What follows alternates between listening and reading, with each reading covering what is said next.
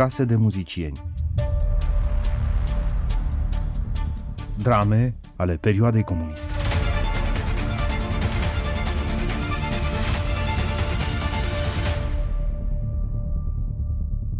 În cartierul evreiesc al Bucureștiului, pe o stradă astăzi complet dispărută pentru a lăsa loc bulevardului Victoria Socialismului în perioada comunistă, anume Strada Bravilor, la numărul 7, a venit pe lume la data de 7 ianuarie 1895 Clara Haskell. Rămasă de timpuriu orfană de tată, cea care avea să fie considerată cea mai bună interpretă a lucrărilor mozartiene din toate timpurile, a început să studieze pianul cu mama ei, iar de la 7 ani a plecat la Viena, însoțită de un unghi care o luase în grijă pentru a lua lecții de la Richard Robert. 3 ani mai târziu, micuța pianistă susținea primul său recital și se înscria la conservatorul din Paris, la clasa celebrului Alfred Cortot. Lily Haskell, sora pianistei, povestește într-o scrisoare.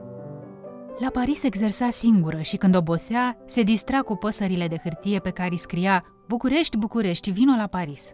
Mi-a mai adus aminte ceva. Era la Paris o cafenea sau un restaurant unde cânta o orchestră de lăutari români. Clara cerea să meargă să-i audă și era zguduită de cea mai puternică emoție. Emoția aceasta a rămas aceeași de câte ori auzea lăutarii români în toată viața.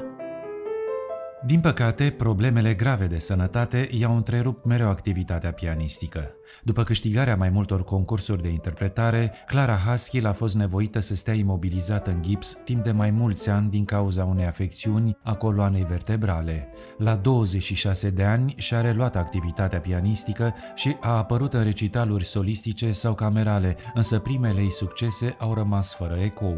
Din 1927 până în 1940 a locuit în Franța. La Paris îl va întâlni pe Dinu Lipati, cu care va dezvolta o prietenie cu totul specială, așa cum reiese din vasta corespondență dintre ei. Apoi, din cauza originii sale evreiești, Clara Haskell se mută în anul 1941 în zona liberă, la Marsilia, iar în 1942 se refugiază în Elveția, primind cetățenia elvețiană în anul 1949.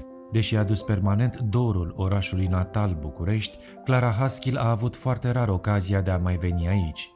Ofertele de a susține concerte erau puține, casa familiei ei fusese grav afectată de un incendiu, iar în puținele dăți în care s-a întors la București, a locuit la rude. Lily Haskell detaliază într-o epistolă către verișoara ei, Adriana Moscuna. Tatăl tău a locuit cu bunica în strada Spătarului, paralelă cu strada armenească. Acolo a locuit Clara când a venit de la Viena. Noi, mama, Jana, sora noastră și eu locuiam în calea Moșilor 150. O mai fi casa aceea. Avea doar un etaj. Între 4 și 6 ani am locuit în strada Olari, în spatele bisericii. Clara avea 5 până la 7 ani, era o grădină mare cu câteva apartamente mici. Noi eram singurii copii și eram terorizate să nu ne atingem de flori. Proprietara era Cucoana Marița Popescu, spaima noastră. Despre casa în care Clara Haskell s-a născut știm prea puține lucruri. O adresă, Strada Bravilor, numărul 7, și o descriere dintr-o scrisoare adresată de Lily Haskell, sora pianistei, profesorului Teodor Bratu. Era un apartament la parter, cu camere mari, vaste. Într-una trona un pian Bösendorfer cu coadă, imens. Am încercat să localizăm casa natală a Clarei Haskell cu ajutorul arhitectei Ivon Toader. Strada totul a fost demolată în intervenția arhitecților și urbaniștilor lui Nicolae Ceaușescu. Strada acum se află sub Bulevardul Unirii. Bulevardul Unirii, practic, se suprapune tăind în două fosta stradă Bravilor. Sigur că, de o parte și de alta, mai există două capete de stradă sub blocurile de pe Bulevardul Unirii. Iar această strada Bravilor, practic, ieșea cumva în piața Căuzaș. Căuzaș era o stradă care lega cheiul Dâmboviței, actualul Splaiul Unirii, de cartierul evreiesc și era o stradă în pantă. O clădire marcantă a zonei era Institutul Medico-Legal Mina-Minovici, care era chiar lângă strada Bravilor. De fapt, strada Bravilor dădea cumva în spatele Institutului Medico-Legal Mina-Minovici. Acest Institut Medico-Legal Mina-Minovici a fost foarte afectat de cutremurul din 4 martie 1977 și a fost ulterior demolat din aceste considerente. Sigur că demolarea Mina-Minovici a însemnat un start în intrările în cartier, care nu au continuat să se mai sfârșească până la Revoluție, în realitate. Și da, pe această stradă era și o sinagogă menționată de istorici, care a funcționat până la demolarea străzii. Din experiența dumneavoastră de arhitect, există precedente în care asemenea case, care nu mai există, au fost în vreun fel semnalate pe harta Bucureștiului? Există niște începuturi în sensul ăsta, există niște hărți digitale care, unele dintre ele au și poze. Aceste hărți digitale online sunt în principal concentrate cu imagini, poze încărcate pentru cartierul Uranius. Nu am regăsit acest lucru și pentru cartierul Evreiesc, dar este o muncă de investigație și de studiere a arhivelor care este în mod evident în curs de desfășurare.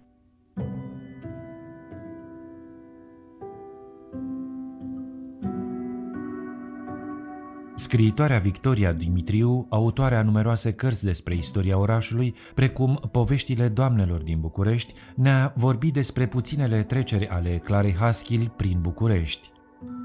Dorul de București e de regăsit în foarte multe din scrisorile ei și în memoriile surorilor. Într-adevăr, nu mai este nimeni din familia lor aici. Adriana Simona Moscuna era prietenă cu părinții mei. A păstrat legătura tot timpul cu verișoara ei, care era cu mult mai mare, și de la ea știu tot. Ea, de altfel, este și autoarea unei cărți, O viață închinată muzicii, în care a adunat foarte, foarte multe documente. După cum știu, și cartea lui Jérôme Piquet ne oferă indicii asupra adresei la care s-a născut Clara Haskil, nu? Cartea debutează chiar cu o adresă a Clarei Haskil, adresa casei în care s-a născut, strada Bravilor, plasată în zona Călărașilor, într-o zonă foarte pitorească a Bucureștilor. Face parte din plasa aceea de străduțe care coborau dinspre calea Văcărești spre Dâmbovița. Și în acea clădire din Bravilor, la etajul 1, s-a născut acest al doilea copil al familiei Haskil și au stat aici încă câțiva ani, pentru că atunci când Clara a împlinit 4 ani s-a întâmplat o adevărată catastrofă, casa a luat foc. Ca urmare a evenimentelor de atunci, tatăl a contractat o pneumonie severă și a murit și Berta Haskil a avut puterea să crească 3 fete minunate, toate 3 muziciene. Absolut. A plecat foarte mică la Viena și s-a întors de câteva ori, iar casa din Teodor Ștefănescu a Adrianei Moscuna a fost unul din locurile în care se întorcea. Există scrisori pe care ea le adresează copiilor familiei. Era Octav, numit Coca în scrisori, și Adriana, și există o foarte frumoasă amintire care precis s-a petrecut când era întâmplare în această casă. Clara le-a cântat la pian, Coca stătea sprijinit și o asculta cu ochii mari, iar Adriana dansa. Trebuie să fie avut vreo 4-5 ani. O altă adresă pe care nu mi-amintesc să o fi găsit atestată prin cărți sau prin scrisori, era una foarte apropiată, pe Moșilor 150. Casa mai există și astăzi, între 2 repere, 2 școli, școala 71 și o școală cu profil comercial. Amândouă aceste școli sunt foarte vechi și interesante pentru istoria Bucureștilor, cu un trecut foarte mare. Sunt vreo 5-6 tipuri de școală care au fost aici, dar unul dintre cele mai importante a fost pensionul Șoazi Mangâru, iar în partea cealaltă, deci lipite aproape, despărțite numai de curtea acestei case de la 150, era celebrul pension Brânza Arhirescu, unde și-a terminat liceul Ion Minulescu. Casa de la mijloc este prăduită, arsă, chinuită și mai și iese foarte pregnant din șir Adriana Moscuna. La fața locului mi-a arătat casa și și-a amintat cum pe ferestrele deschise, care sunt foarte înaintate în stradă, cum vă spuneam, se auzea pianul când ea cânta. Tăvălugul comunist, sub care s-a schimbat aspectul unor zone ample ale Bucureștiului, avea să șteargă și o bună parte din ceea ce era cunoscut drept cartierul evreiesc. Arhitecta Ivon Toader ne povestește despre istoria acestei așezări. În această perioadă efectuați o cercetare cu privire la cartierul evreiesc, așa că vom beneficia și noi de informațiile pe care dumneavoastră le aveți și aș vrea să vă întreb în primul rând care este istoria acestui cartier, cum și în ce condiții a luat naștere cartierul evreiesc din București. Acest cartier are o istorie complicată, o istorie care se adâncește mult în secole în urmă. Primii evrei veniți aici se pare că au fost de rit spaniol, adică sefarzii, care au fugit de persecuțiile religioase din Spania. Sigur, când vorbim de primii evrei, nu putem să vorbim încă de o comunitate. Prima menționare a unei comunități în această zonă a fost comunitatea evreiască, recunoașterea comunității evreiești sefarde în 1730. Iar mai târziu s-a putut vorbi de o contribuție numerică semnificativă a evreilor așkenazi, cei care provin în general din zona Germaniei. Construcțiile pe care le mai putem vedea și noi astăzi în acest cartier evreiesc, practic din ce perioadă datează?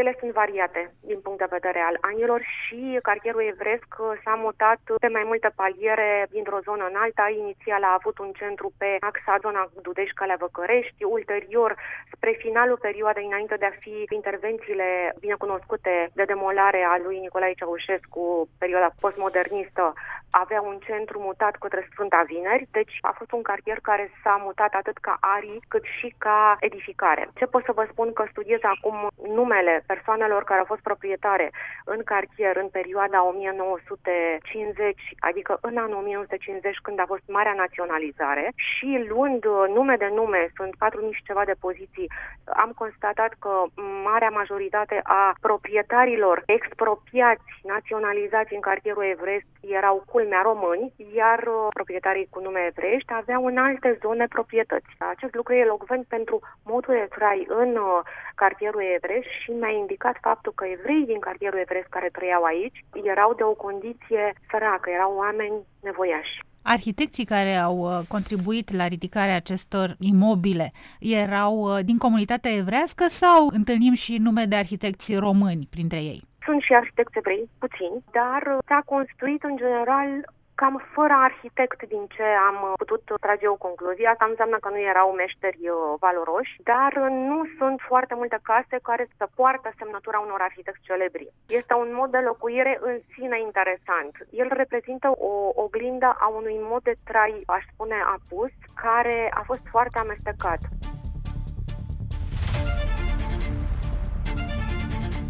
Bucureștiul nu mai păstrează astăzi nicio urmă a trecerii Clarei Haskil prin acest oraș. Venind aici ca invitată a festivalului Enescu, pianista Marta Argerich declara într-un interviu realizat de Anca Ioana Andriescu pentru Radio România Muzical.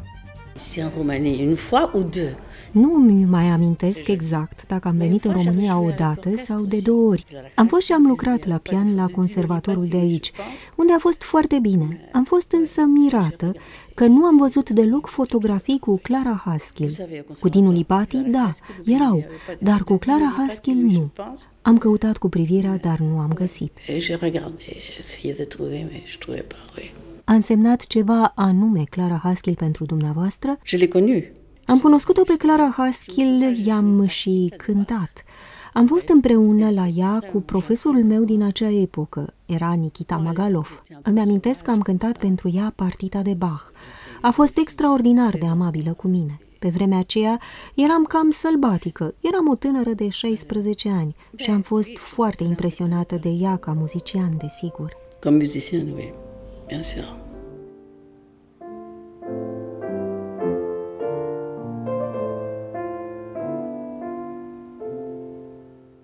Clara Haskil a fost apreciată și a colaborat pe scene cu muzicieni de talia lui George Enescu, Pablo Casals sau Eugenie Zaî, a cântat în compania unor orchestre importante și a unor dirijori precum Leopold Stokowski, Thomas Beecham, Sergiu Celibidache, iar interpretările sale mozartiene, considerate a fi remarcabile, au făcut să fie invitată în repetate rânduri la festivalul de la Salzburg. Ascultând-o pe Clara Haskil interpretând Mozart, îți dai seama cât de departe de adevăr suntem noi toți. Scria Dinu Lipati cu modestia sa specifică, dar subliniind totodată puritatea și originalitatea interpretărilor acestei pianiste cu totul speciale. Într-un studiu ce are ca temă legendara prietenie dintre Clara Haskil și Dinu Lipati, publicat pe site-ul dinulipati.org, Oana Velcovici Rădulescu notează: înzestrată cu un talent muzical uriaș, dar și cu o fire închisă, de o mare timiditate, Clara părea că respinge din start orice tentativă a cuiva de a se apropia de ea. Adevărata ei personalitate strălucea însă de cum începea să cânte la pian, uimind asistența cu sonoritatea de o nobilă calitate a tușeului și cu interpretările ei de o mare sensibilitate. În restul timpului ședea retrasă, fără să scoată un cuvânt, aproape strecurându-se pe lângă pereți ca o umbră. Cu toate acestea, ea era perfect conștientă de valoarea propriului ei talent. Artista s-a stins din viață în plină glorie pe 7 decembrie 1960, după ce a suferit o contuzie gravă în urma alunecării pe o treaptă în gara centrală din Bruxelles. Este înmormântată la Paris, în cavoul familiei din cimitirul Montparnasse. Bunul prieten al pianistei, Charlie Chaplin, spunea după moartea ei: în viață am întâlnit 3 genii, profesorul Einstein, Winston Churchill și Clara Haskil. Nu sunt muzician profesionist, dar pot spune că tușeul ei era superb, expresia ei minunată, iar tehnica extraordinară.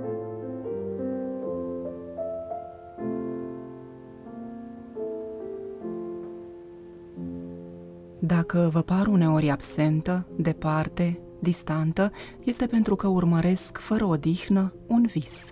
Spunea Clara Haskil. În lipsa unor semne concrete de apreciere față de această pianistă atinsă de geniu, personalitatea ei va rămâne necunoscută generațiilor ce vin, din ce în ce mai departe, din ce în ce mai absentă. Pe 6 octombrie 1962, autoritățile locale ale orașului Vevey au dat numele Clara Haskil străzii pe care pianista a locuit, o stradă mică ce face colțul pe cheiul pe care e casa, Rue Clara Haskil, iar în vara anului 1963, la Lucerna, a avut loc prima ediție a concursului internațional de pian ce-i poartă numele. De atunci, din 2 în 2 ani, tineri pianiști se reunesc pe scena elvețiană, încercând să calce pe urmele Clarei Haskil.